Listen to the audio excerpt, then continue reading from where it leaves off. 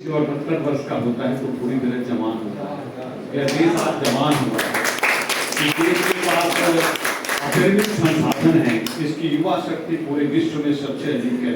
आज विज्ञान के क्षेत्र में, तकनीक के क्षेत्र में, कृषि के क्षेत्र में, चिकित्सा के क्षेत्र में हमने आसमान की ऊंचाइयां छुई हैं। लेकिन उसी समय हमारे एक बड़े कवि मुक्तिबोध ने कहा था, देखते देखते कुछ अर्थ खो गया। अगर हम इतने हमारे पास संसाधन है, इतनी युवा शक्ति है, इतनी ऊर्जा है, इतना मानव संसाधन है, फिर हम ओलंपिक में एक स्वर्ण क्यों नहीं जीत पा रहे हैं? हम कोई नोबेल प्राइज क्यों नहीं ले रहे हैं? कहीं कहीं कोई चूक रहा है। और वो चूकना यह है, हम गुलाम हुए थे केवल इसलिए कि हम आपस में बटे थे, छोटे छोटे टुकड़ों में बटे थे। इस आजादी के 78 वर्ष के बाद भी हम उन टुकड़ों को सी नहीं पाए हैं। कबीर कहते चले गए, संत लोग कहते चले गए, गांधी कहते चले गए, भगत उदाहरण दे करके चले गए। अब भगत का नाम आता है तो मैं रोमांचित होता हूँ। कौन थे लोग, कहाँ गए वे लोग? एक भगत सिंह की डायरियों में कुछ पन्ने हमें पढ़ने को मिले थे, फटे पन्ने। उस पन्ने में एक कोने में भगत सिंह ने किसी की दो पंक्तियां, किसी शायर की, उनकी नहीं थी, वो लिखा था अपनी राइटिंग में, तुम्हें जीवह करने की जिद है तो मुझे मरने की है हसरत। तुम्हें जीवह करने की जिद है तो मुझे मरने की है हसरत। मेरी भी वही ख्वाहिश जो मेरे सयाद की है। कुर्बान हो जाए, भूल जाए हम आज लोग इस लाइन को याद करके। अभी 9 अगस्त को, अगस्त का महीना सचमुच से बड़ा ऊर्जावान महीना है। सारी क्रांतियां इस महीने में हुई हैं। अभी 9 अगस्त को एक सप्ताह पहले, एक सप्ताह भी नहीं बीता है, जब काकोरी कांड को याद करते हुए हम 100वें वर्ष में प्रवेश कर रहे हैं।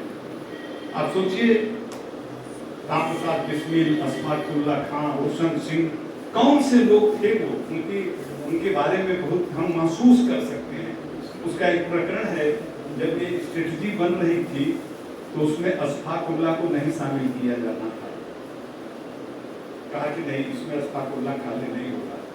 अशफाकुल्ला ने एक वाक्य कहा, मुझे इसलिए नहीं शामिल करेंगे कि मैं मुसलमान हूँ, और इसका कोई जवाब नहीं था क्रांतिकारियों के पास, और अशफाक शामिल होता है।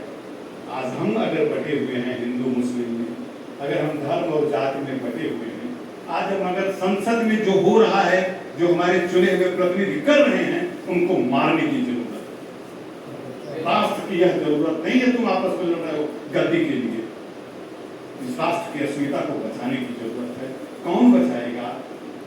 साहित्य बचाएगा, कविता बचाएगी।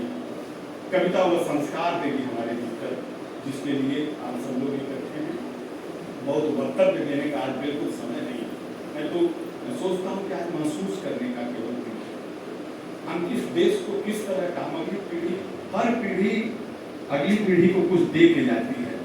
अगर हम भगत सिंह और रामप्रसाद बिस्मिल के, तो उन्होंने दिया अगली पीढ़ी को, उन्होंने दिया अगली पीढ़ी को। हम अगली पीढ़ी को क्या दे रहे हैं? यह बड़ा सवाल हमारे सबके सामने है।